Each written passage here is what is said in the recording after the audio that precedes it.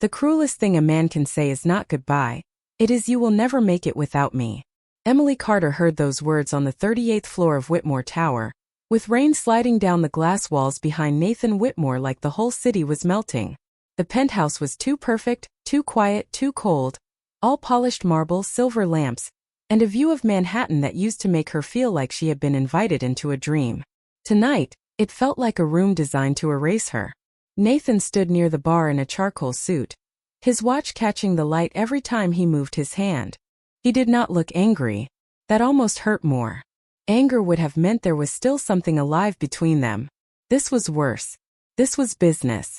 On the coffee table sat a white envelope, a termination agreement, and the small brass key to the apartment they had once shared on West 74th Street before the penthouse, before the cameras, before Victoria Hale started appearing beside him at every charity dinner with her diamond smile and her hand resting too comfortably on his arm. Emily stared at the envelope first, then at him. "What is this?" she asked, though her chest already knew. Nathan exhaled through his nose, like she had asked a question he was tired of answering. "A clean ending." His voice was low, controlled, almost gentle in the way expensive men can make cruelty sound reasonable. "The company is moving in a different direction. So am I." Emily's fingers tightened around the strap of her worn leather purse. Inside was her notebook, the navy blue one with bent corners, coffee stains, and 3 years of ideas Nathan had called interesting whenever he wanted her quiet. "You mean Victoria," she said. His jaw shifted. Not guilt. Irritation. "Victoria understands the world I live in." Emily gave a small laugh, but there was no humor in it. "I helped build that world for you." For the first time, Nathan looked directly at her. His blue eyes were tired, impatient, beautiful in the most unfair way. "You helped with schedules, Emily. Meetings. Notes. Small things." The words landed softly, but they cut clean. She thought of the nights she stayed past midnight fixing supply chain reports he never read, the hotel conference rooms in Dallas and Chicago where she caught mistakes before they cost him millions, the quiet mornings when he kissed her forehead and said he did not know what he would do without her. Now he looked at her like she had imagined all of it. Emily stepped toward the table and picked up the agreement. The payment number printed on the last page was more money than her mother's medical bills, more than her student loans, more than rent for a year. It was enough to tempt a terrified woman. Nathan knew that. That was why he had placed it there. "So this is what I am worth," she whispered. "It is generous," he said. "Do not make this harder than it has to be." Outside, thunder rolled over the city, soft but heavy. Emily looked past him and saw the trash bin beside his desk. Something navy blue stuck out from under a torn folder. Her notebook. He had thrown it away. For a moment the room lost sound. Not the rain, not the clock, not even her own breathing. Just that notebook, half buried like it had never mattered. She crossed the room, pulled it from the bin, and brushed a strip of paper from the cover. Nathan sighed. "Emily." She turned. "You threw it away." "It was just old projections." "It was my work." His expression hardened, and there he was, the man the world feared. The billionaire who could silence a room without raising his voice. "Do you hear yourself? You are clinging to notebooks and feelings while I am trying to protect an empire." Emily held the notebook against her chest. "No. You are trying to protect your image." That did it. His face changed. The last softness vanished. He picked up the brass key and set it beside the envelope with a quiet metallic click. "Take the money. Take the old apartment if you need a place for a few weeks. But be realistic. Without me, Emily, you would not last a month." She did not move. If she moved too fast, she might break. If she spoke too quickly, he might hear the tremble. So she stood there in her simple black dress and scuffed heels, a woman being dismissed from a life she had helped hold together, and she forced herself to breathe. One breath. Then another. She reached for the key but not the envelope. Nathan's eyes flickered. "You are being emotional." Emily slipped the key into her purse beside the notebook. "No," she said quietly. "I am being done." Then she walked to the door. Behind her, Nathan said her name once, not as an apology but as a warning. Emily paused with her hand on the handle. She did not turn around. "Someday," she said, her voice steadier than she felt, "you are going to learn the difference between someone who needed you and someone who loved you." Then she opened the door and stepped into the hallway.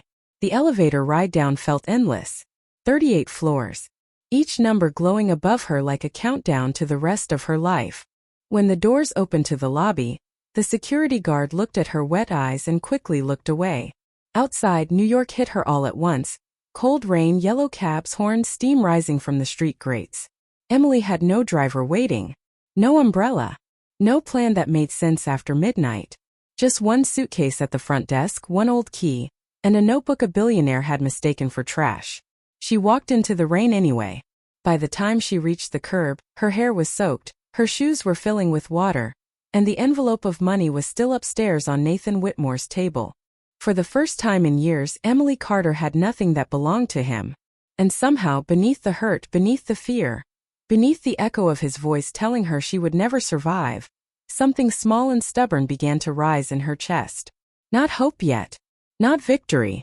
Just a pulse. Quiet promise. I will last longer than a month.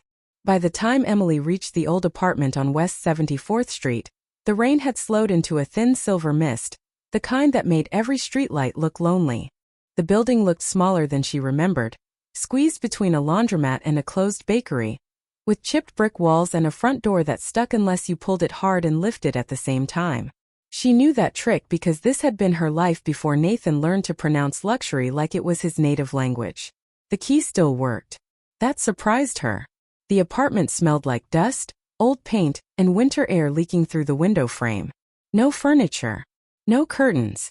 No food in the refrigerator except a forgotten bottle of water and a takeout packet of soy sauce.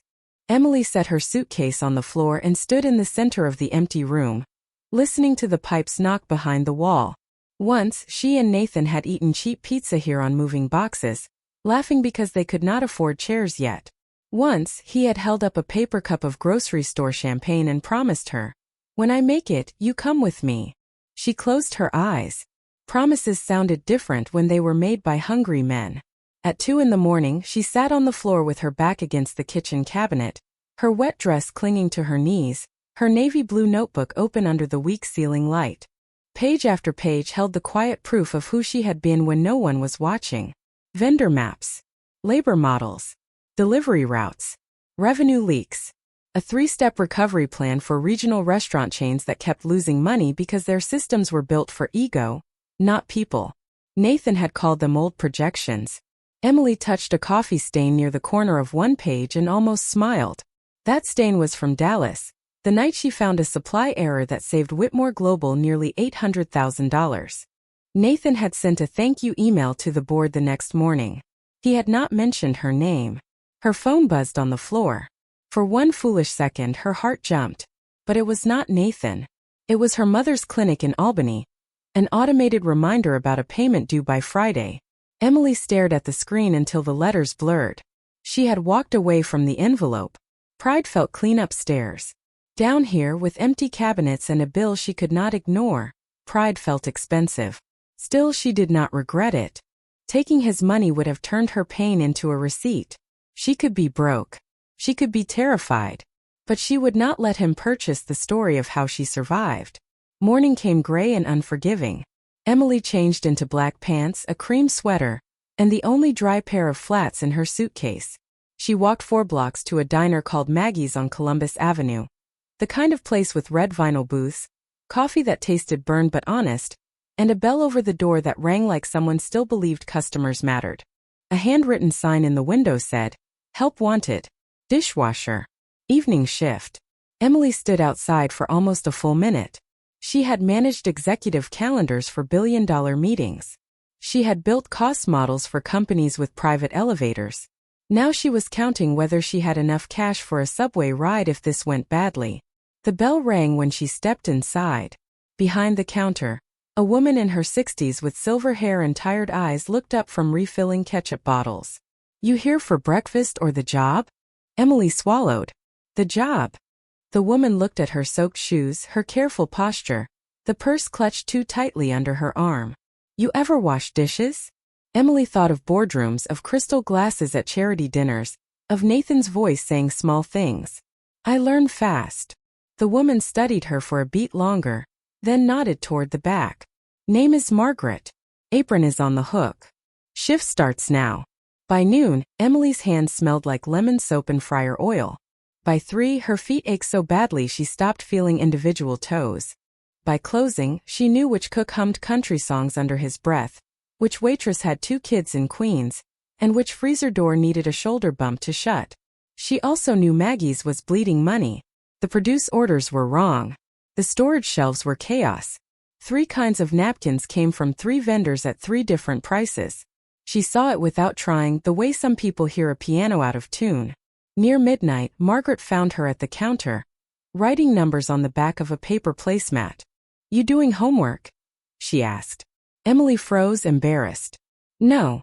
I am sorry. I just noticed your Thursday deliveries are costing more than they should." Margaret blinked. "You noticed that from washing plates?" Emily pushed the placemat forward. "You are over-ordering dairy by about 18%.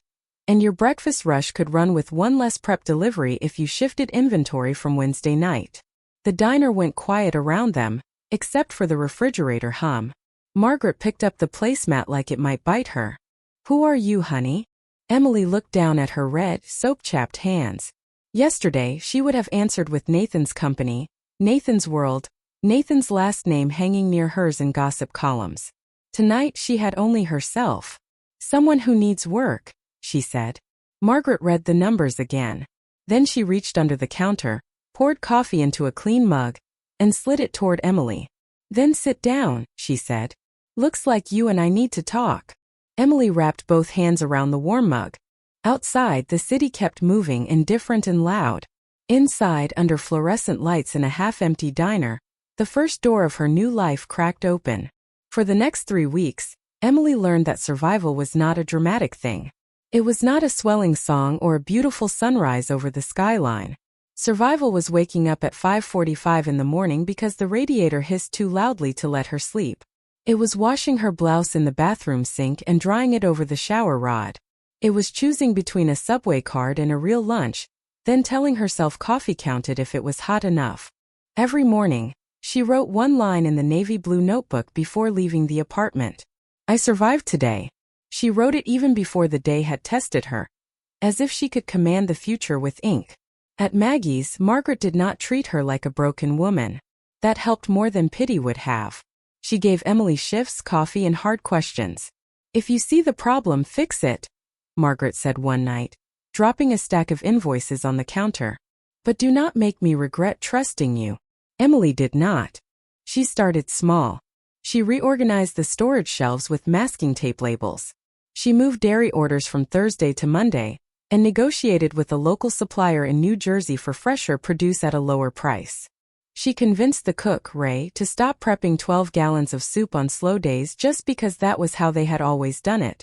Ray crossed his arms and grumbled, but when waste dropped by half, he left an extra biscuit wrapped in foil beside her coffee. No note, just the biscuit. Emily understood the language of quiet kindness. By the end of the first month, Maggie's was saving nearly $3,000 a week. Margaret pretended not to be impressed, but Emily caught her staring at the numbers after closing with one hand pressed to her mouth. "Honey," she said softly, "do you know what this means?" Emily looked at the clean counter, the balanced register, the staff schedule that no longer punished people for needing a life.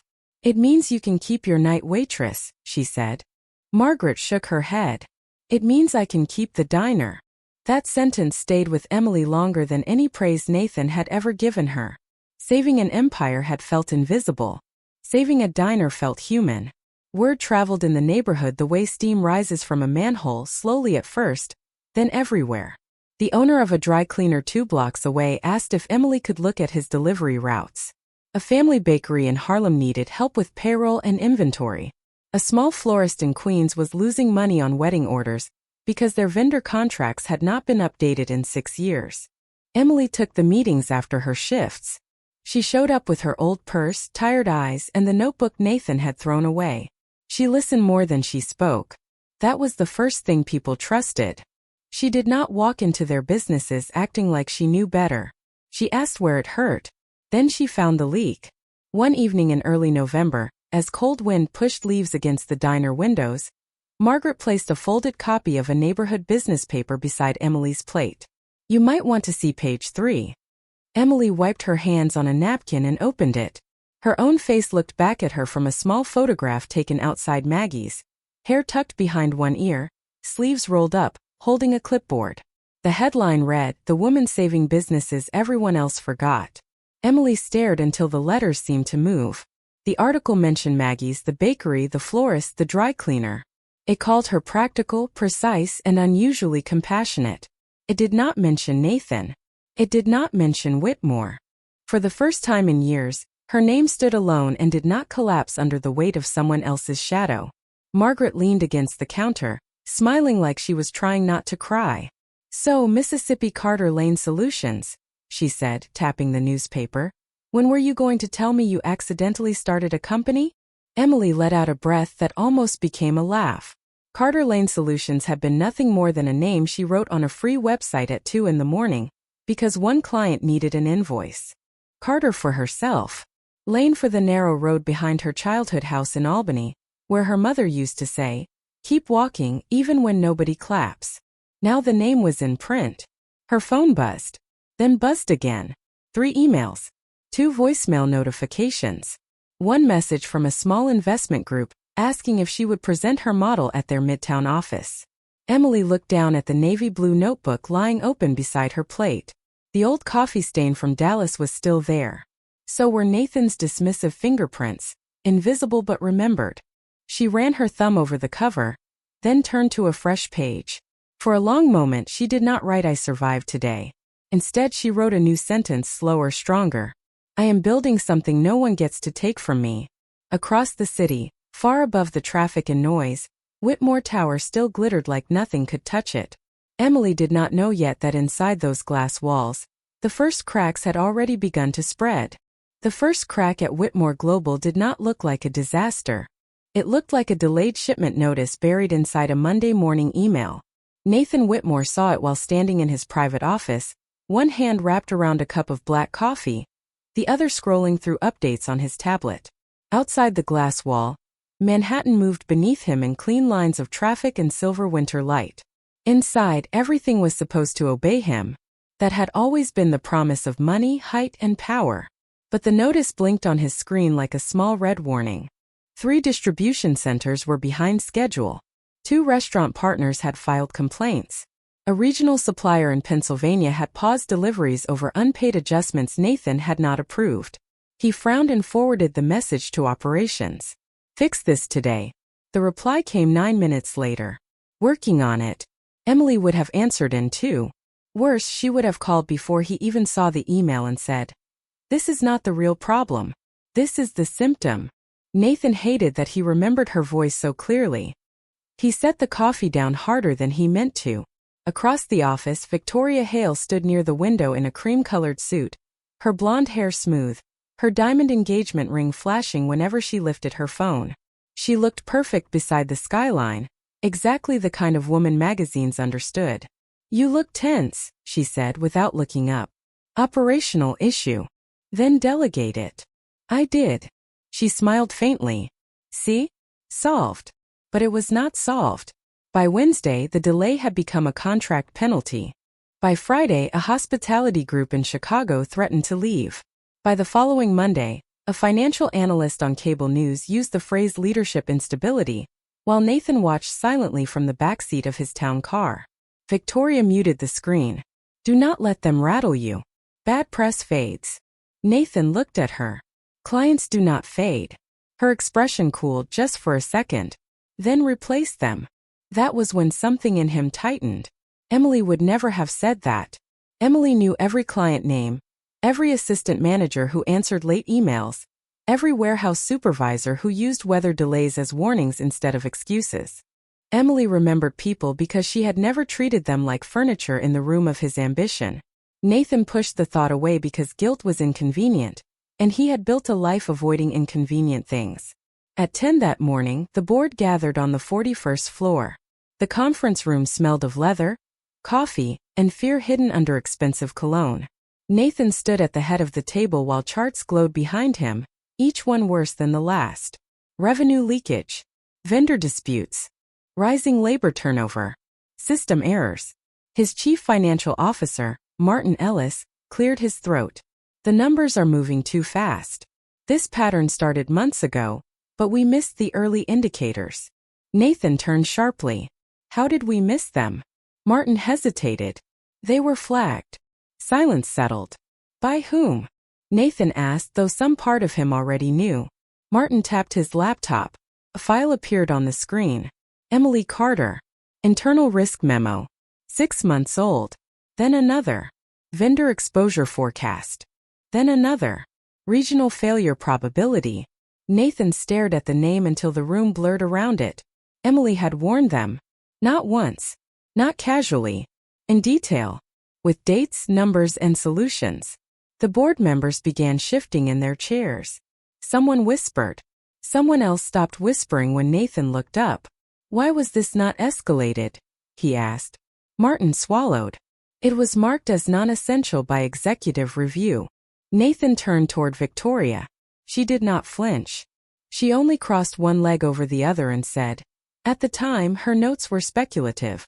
We had stronger strategic priorities. You reviewed this? Nathan asked.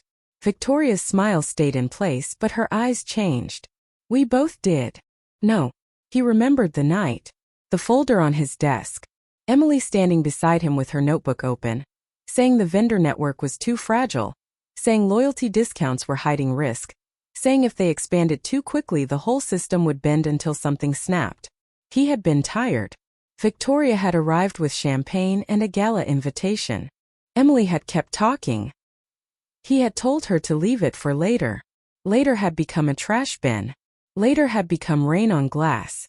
Later had become an empty chair where the only person who understood the machinery was no longer sitting. The meeting ended without answers. Nathan returned to his office and closed the door.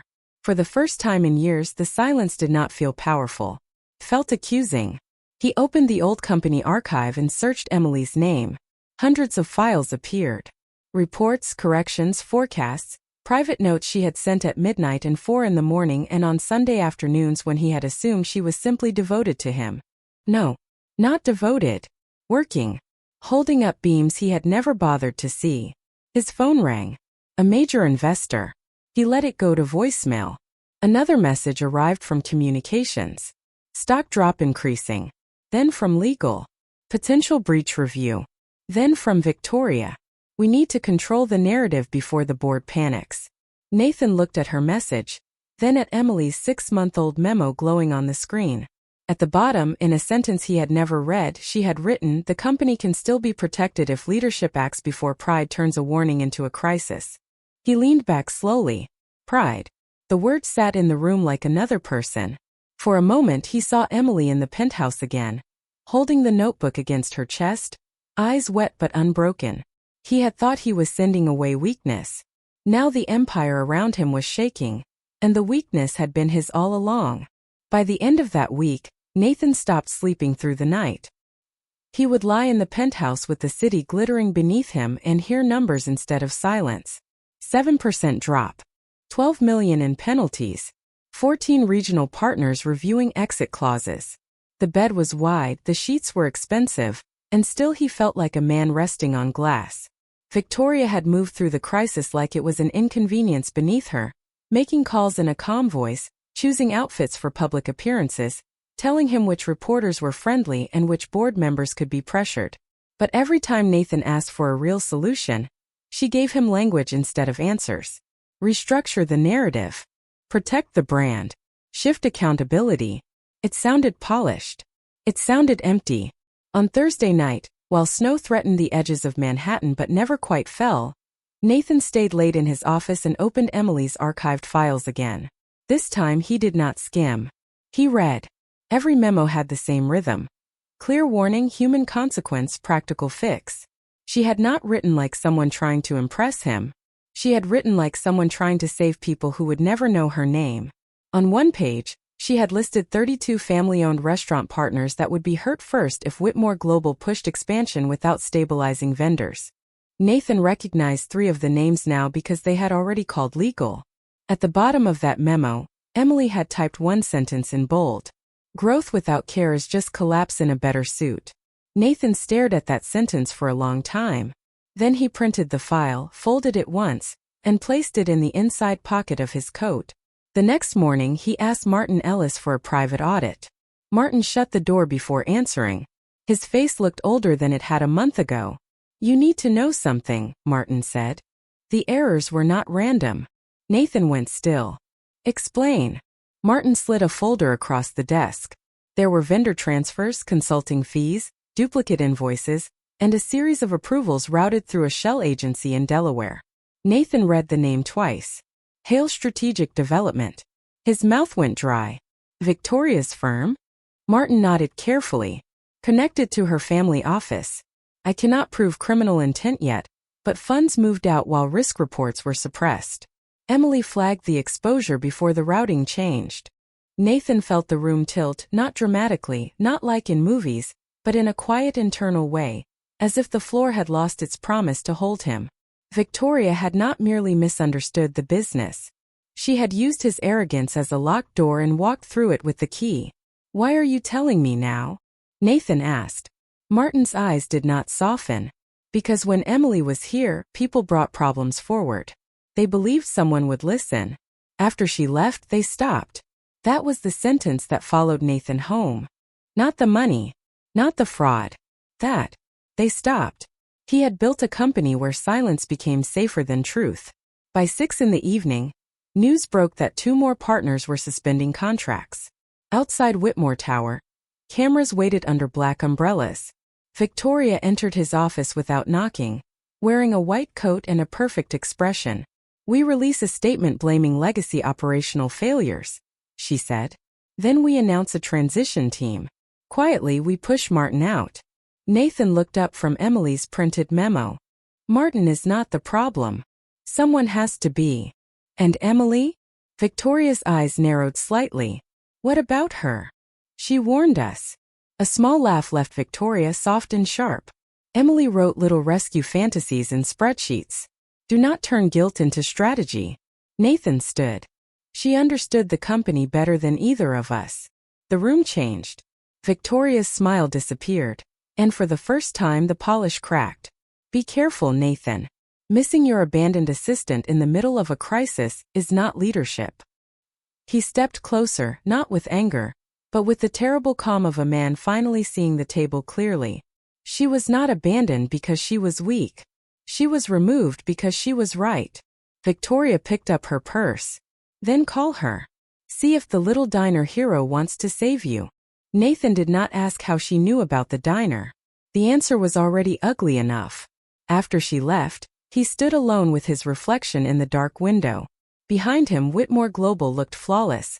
Glass desk, leather chairs, framed magazine covers declaring him visionary, unstoppable, self-made.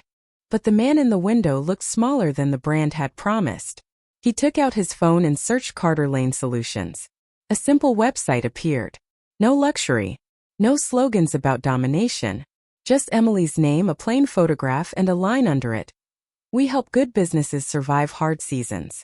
Nathan pressed the contact button. His thumb hovered over the screen. For once, money could not make the call for him. Pride could not write the apology. Power could not guarantee she would answer.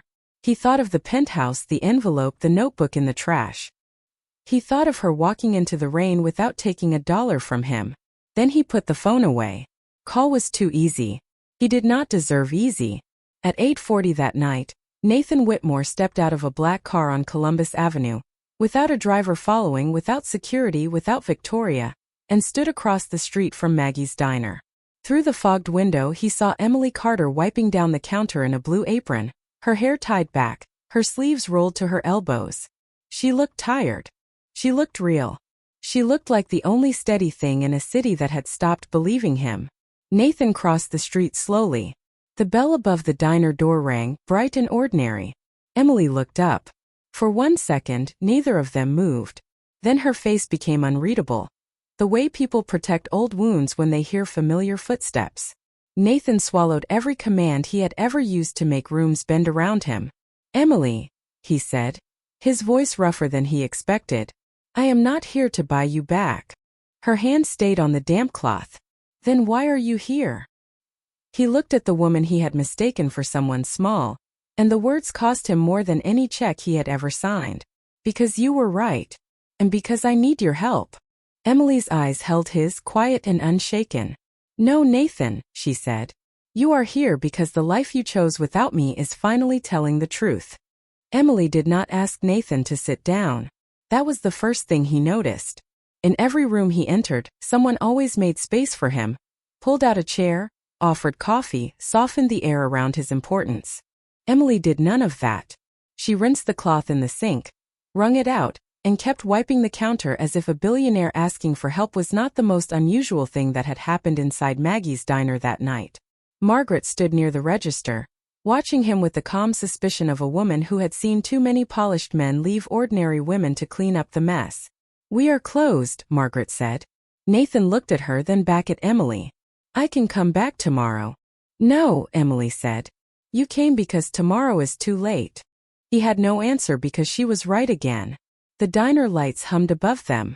Outside, traffic moved in wet streaks of red and white along Columbus Avenue. Emily finally turned, folding her arms loosely, not defensive, just steady. Say it plainly. Nathan swallowed. Whitmore Global is in trouble. Vendor exposure, contract penalties, partner exits, internal routing issues, possibly misconduct through Victoria's firm. He forced himself not to dress it up. Your memos predicted most of it. Emily's face did not change, but her fingers tightened once around the cloth. My memos were non-essential. The word landed between them with the weight of a receipt he could not dispute. Nathan lowered his eyes. That was my failure. One of them. Margaret made a quiet sound from behind the counter that might have been approval. Nathan accepted it. 6 months ago he would have bristled. Tonight, he had come without armor because the armor was the reason he was bleeding money, trust, and time. Emily walked to a booth and slid into one side. Only then did she gesture to the seat across from her. Not an invitation. Condition. Nathan sat. The red vinyl squeaked under his coat, strangely loud in the empty diner. Emily opened her navy blue notebook on the table. He recognized it instantly, the bent cover, the coffee stain, the stubborn survival of something he had thrown away. Shame moved through him, slow and hot. If I help, she said, it will not be for you. Nathan nodded. I understand. No, you do not. You understand losing control. You understand headlines. You understand investors calling your private number at midnight. But I am talking about the prep cook in Newark who loses his hours when your contract collapses. The waitress in Ohio whose health insurance depends on a restaurant staying open. The small suppliers who trusted your company because your name meant stability. She tapped the notebook once. That is who I would be helping. Nathan looked at her across the table, under the cheap diner lights, and saw more leadership in her tired face than he had seen in half the people on his executive floor. Then help them, he said quietly. Tell me what it takes. Emily leaned back. 3 conditions. He did not negotiate. Name them. First, tomorrow morning you apologize publicly to the employees and partners your decisions hurt. Not a corporate statement. You. On camera. Clear language. No passive voice. No blaming market conditions. Nathan felt the old instinct rise, the instinct to protect the brand, to manage exposure, to ask legal how dangerous sincerity might be. He let it pass. Done. Second, I get full access to vendor records, internal communications, routing approvals, and executive review notes. If Victoria, the board, or anyone else tries to block me, I walk. Done. Third, if we stabilize the company, employee benefits and partner payments are restored before executive bonuses, before public relations campaigns, before anyone at the top congratulates themselves for surviving a fire they helped start. Nathan sat still. That one would start a war inside the boardroom. He could already hear the objections, fiduciary language wrapped around greed, powerful people calling fairness irresponsible because it cost them something. Emily watched him hear it. There it is, she said. That pause. He looked up. I was thinking about the fight. No. You were measuring whether people were worth the fight. The truth was so clean he almost hated it. Then he nodded. They are. Emily studied him for a long second, searching for the man beneath the billionaire, or maybe for evidence that one still existed. I am not coming back as your assistant. I would not ask that. I am not coming back as your secret. His chest tightened. You were never supposed to be. But I was. He had no defense. None that mattered. The silence that followed was not empty. It was full of every dinner where he let Victoria take the seat beside him, every meeting where Emily stood behind the glass wall instead of at the table, every time he mistook loyalty for convenience. Finally he said, I am sorry. Emily looked away toward the window. That is a beginning, not payment. I know. Do you? She closed the notebook and stood. Because if I walk into Whitmore Tower tomorrow, I walk in as Emily Carter, founder of Carter Lane Solutions, with independent authority and written protection for my clients and your employees. You do not get to soften me for the board.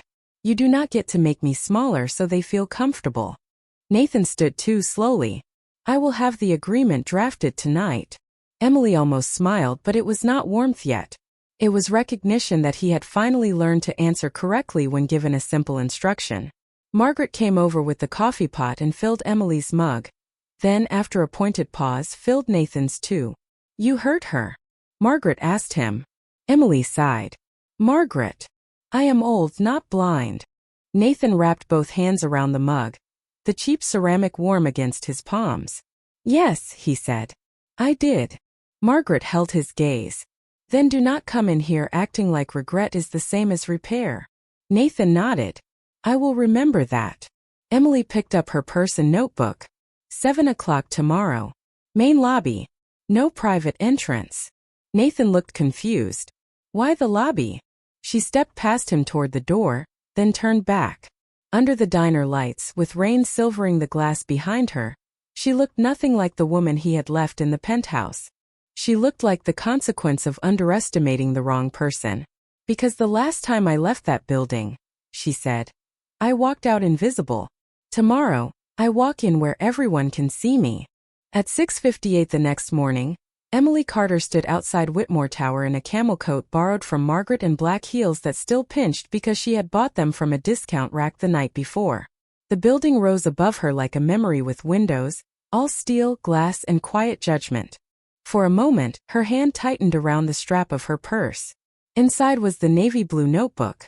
Not hidden. Not rescued from a trash bin anymore. Carried like evidence.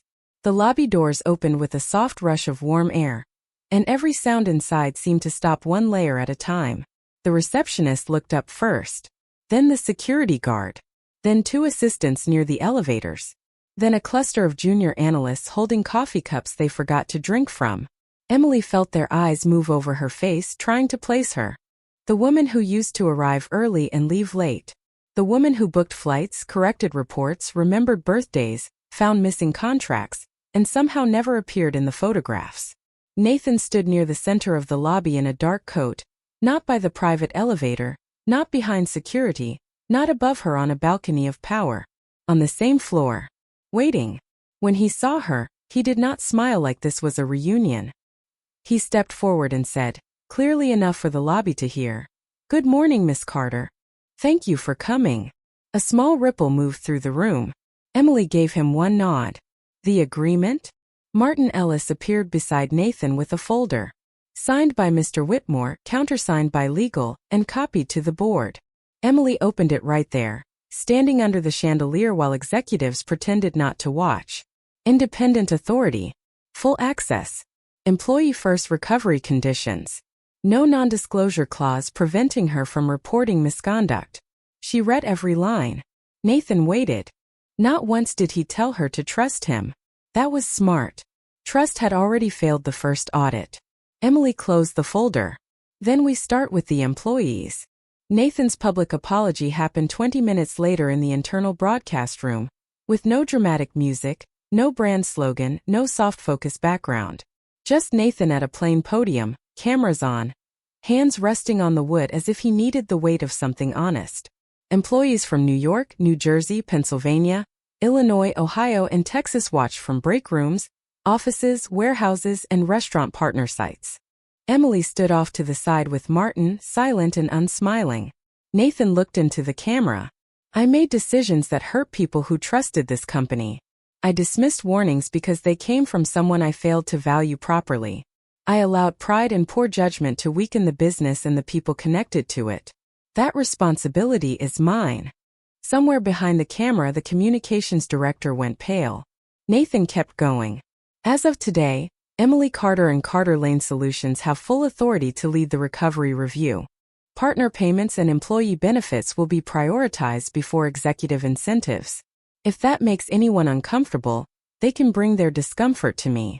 Emily watched him finish without decoration. It was not enough, but it was not nothing.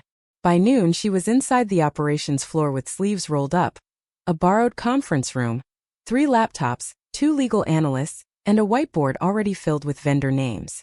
The first hour told her what she feared. The second told her what Nathan had not yet understood. The problem was deeper than bad judgment. Approvals had been rerouted. Internal notes had been deleted. Vendor penalties had been triggered at exactly the right times to force desperate companies into contracts with Victoria's preferred agency. Emily circled one name on the board. Hale Strategic Development. Martin stood beside her, jaw tight. We suspected it. We did not have the pattern. Emily picked up the marker and drew 3 arrows connecting Pennsylvania, Chicago, and Delaware. Now we do. At 2:15, Victoria arrived like a winter storm in designer wool, walking through the operations floor as if she owned the oxygen. Conversations died around her. She stopped at the conference room door, eyes landing first on Nathan, then on Emily. Her smile was bright enough to be insulting. Well, Victoria said, the diner consultant got a badge. Emily did not look away from the whiteboard. Temporary badge. Permanent access. Victoria stepped inside without permission. This is embarrassing, Nathan. You are letting an emotional former assistant rummage through corporate records because she made you feel guilty. Nathan's face tightened, but Emily spoke first. I am not here for his guilt. I am here for your invoices. Victoria's smile thinned. Careful. Emily finally turned. I have been careful. That is why you are nervous. The room went completely still. Victoria looked at Nathan, expecting him to correct Emily, to shrink her, to choose the familiar elegance of denial. 6 months ago he might have. This time Nathan only said, answer her questions. Victoria's eyes sharpened. For the first time Emily saw fear beneath the polish, brief but real. Then Victoria laughed softly, adjusted her glove and said, enjoy your little investigation. She left the room with her heels clicking against the floor like punctuation. Emily watched her go, then turned back to the board. She will try to move the records tonight. Martin looked up. How do you know? Emily capped the marker. Because people who build lies hate daylight. And today we opened every window. That night, Whitmore Tower did not go dark. Long after most offices emptied, the 41st floor glowed above Manhattan like a ship refusing to sink. Emily stayed in the recovery room with her coat over the back of a chair, a half-cold cup of coffee near her elbow, and the navy blue notebook open beside 3 legal folders. Nathan sat across from her, quiet for once, reading vendor statements without pretending to understand faster than he did. Martin and 2 auditors worked near the window, their faces lit by laptop screens. No one spoke much. The truth did not need noise. At 11:26, the first alert came in. Someone had attempted to access archived routing approvals from an outside account. Martin looked up sharply. You were right. Emily did not smile. Being right about betrayal never felt like victory. Lock the mirror backups and trace the request. Nathan stood. Can we identify the account? One of the auditors typed quickly. It is routed through Hale Strategic Development. The room changed temperature. Nathan looked toward the hallway as if Victoria might appear there, perfect and poisonous in another white coat. Emily pulled a folder from her stack and placed it in front of him. She is not just hiding records. She is trying to erase the timeline. Nathan opened the folder. Inside were copies of invoices, board review notes, payment approvals, and emails recovered from a secondary server, because one junior systems analyst in New Jersey had refused to delete backup logs without written instruction. His name was Aaron Patel. Emily had already written it down for protection. This proves routing manipulation, Martin said, leaning over the table, and suppression of internal warnings. Emily pointed to 3 highlighted dates. It proves more than that. Victoria's agency received consulting fees 2 days before each vendor penalty was triggered. Then those same vendors were offered emergency restructuring contracts through her preferred network. She created the wound and sold the bandage. Nathan closed his eyes for one brief second. Not because he was surprised anymore. Because the shape of his own foolishness had become too clear to ignore. "Tomorrow," Emily said, "we take this to the board." He opened his eyes. "They will try to bury it." "Not if the partners are in the room." Martin looked startled. "The partners?" Emily nodded. "Small businesses were hurt first. They get to be heard first." By 9 the next morning, the boardroom was full beyond comfort. Directors sat stiffly around the long table. Legal counsel lined the wall. On the far side of the room stood 4 restaurant partners, a produce supplier from Pennsylvania, a warehouse supervisor from Newark, and 2 employee representatives who looked nervous but determined. Nathan had never seen his boardroom look less elegant. He had also never seen it look more honest. Victoria arrived last. She paused when she saw the partners, then recovered with a smile. "This is unusual." Emily stood at the front with a remote in one hand and her notebook on the table in front of her. "So is using a corporation as a private funnel." A few directors shifted. Victoria laughed once.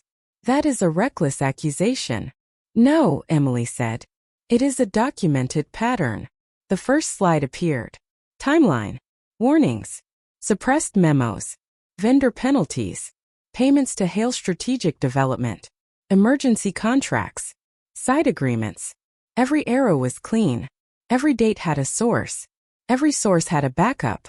Victoria's face remained composed, but her hands stopped moving.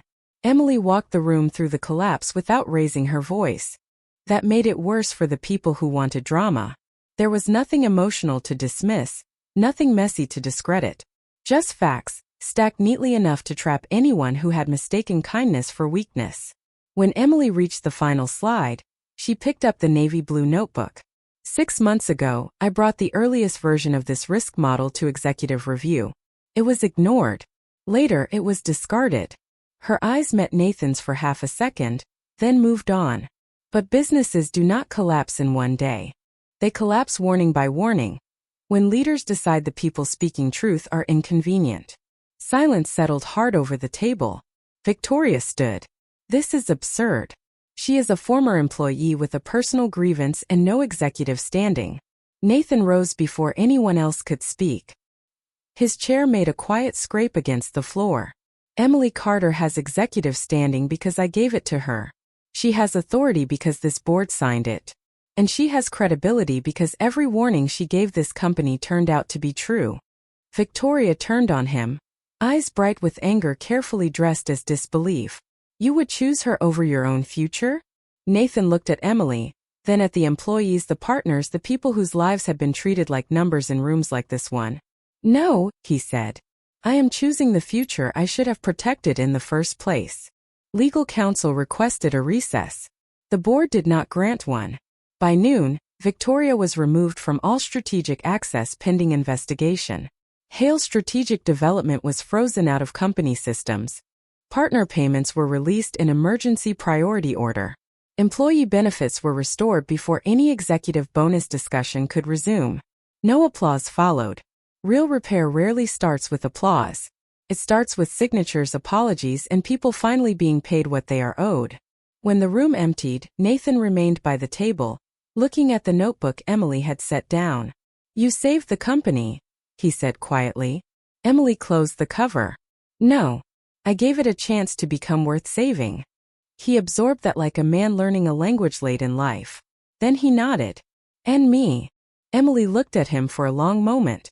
The old version of her might have answered too quickly, grateful that he had asked. This version knew better.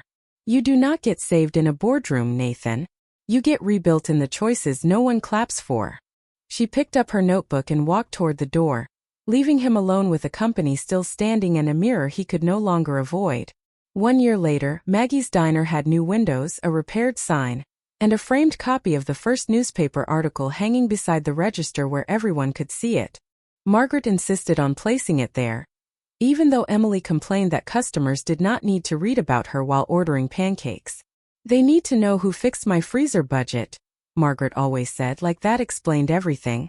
On a quiet Thursday morning in December, Emily sat in the corner booth with a cup of coffee, the navy blue notebook open beside a clean leather portfolio embossed with the words Carter Lane Solutions. The company was no longer a name on a free website. It had an office on 23rd Street, 12 employees, and clients in 6 states. More importantly, it had rules Emily refused to compromise. No business was too small to be respected, no worker was invisible, and no leader got to call care inefficient just because greed moved faster. Whitmore Global was still standing too, but not the way it used to stand. The bonus structure had changed. Partner contracts had been rewritten. Anonymous reporting lines went directly to an independent ethics office. Nathan had stepped down from 2 vanity boards and spent 3 months visiting warehouses, diners, and supplier farms without cameras. At first, employees watched him like they were waiting for the performance to end. But real repair is boring enough to be believable. He showed up. He listened. He took notes. He stopped interrupting people who knew more than he did.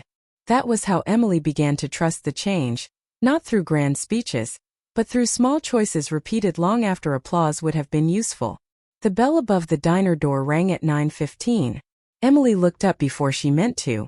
Nathan stood there in a dark wool coat, snow dusting his shoulders, holding no flowers, no expensive gift, no dramatic symbol of apology. Just an old brass key resting in his palm. Her breath caught quietly. Margaret saw it from behind the counter, and suddenly became very interested in refilling a napkin holder. Nathan walked to the booth and stopped at a respectful distance. "May I sit?" he asked. Emily closed the notebook halfway. "You may." He slid into the seat across from her. For a moment, neither of them spoke. The diner smelled like coffee, toast, and cinnamon. Outside, yellow cabs moved through thin snow on Columbus Avenue. It was almost painfully ordinary, and that made it feel more honest than any penthouse ever had. Nathan placed the key on the table between them. "I found this in my desk last week," he said. "The old apartment key. I thought I had given you the only one." Emily looked at the small piece of brass. Once it had meant shelter, then exile, then survival. Now it was just a key stripped of all the power he used to hold over it. "Why bring it here?" she asked. Nathan looked down at it, then back at her. "Because I wanted to return something without asking for anything." That sentence settled gently between them. Emily waited. He did not rush to fill the silence. Another small change. "I was wrong about you," he said. "Not just that night. Before that. For years. I called your work small because I needed to feel large. I let you stand behind me because I was afraid of what people would see if you stood beside me. And when you left, I thought I had removed a weakness from my life." His voice lowered. "But you were never the weakness, Emily. You were the part of my life that still knew how to care." Her fingers rested on the edge of the notebook. The old version of her would have cried at that. The new version felt the words, measured them, and let them stand without surrendering to them. "I cannot go back to who I was," she said. "I am not asking you to. And I cannot be loved like a secret. You will never be asked to." She studied his face. He looked older than the man in the penthouse, less polished in a way that suited him better. "What are you asking, Nathan?" He took a slow breath. "For time. For the chance to walk beside you without owning the road. For the chance to keep becoming someone who deserves to be in your life, even if that life never looks the way I once imagined." Emily looked toward the register. Margaret pretended to wipe the same clean spot on the counter. Emily almost smiled. Then she opened the navy blue notebook to the first page. The old line was still there, written on a night when fear had tried to sound like prophecy. "I survived today." She turned to the newest page. At the top, in firm black ink, she had written something different that morning before Nathan arrived. "I chose myself, and that changed everything." She slid the notebook across the table. Nathan read the sentence. His eyes softened, but he did not reach for her hand. He understood now that tenderness was not something to take. It had to be offered. Emily watched him read, then gently took the brass key and placed it beside her coffee. "I do not need this anymore," she said. Nathan nodded. accepting the truth without flinching. I know. She picked up the key and pressed it into his palm, closing his fingers around it. Keep it as a reminder, not of what you lost, of what happens when you mistake love for something you can control. His hand closed around the key. I will. Snow kept falling outside, softening the hard edges of the city. Emily looked at him for a long moment, long enough to see the regret, the patience, the man still under construction. Then she reached for her coffee and leaned back in the booth. You can start by ordering breakfast, she said, and listening to Margaret tell you why your old vendor model was terrible. From the counter, Margaret called out. It was worse than terrible. Nathan laughed softly, surprised by the sound. Emily smiled then, not because everything was fixed, but because nothing was being rushed. Some stories do not end with a rescue. Some end with a woman realizing she never needed to be rescued at all, and a man finally learning that love is not proven by what he can give, but by what he is willing to change.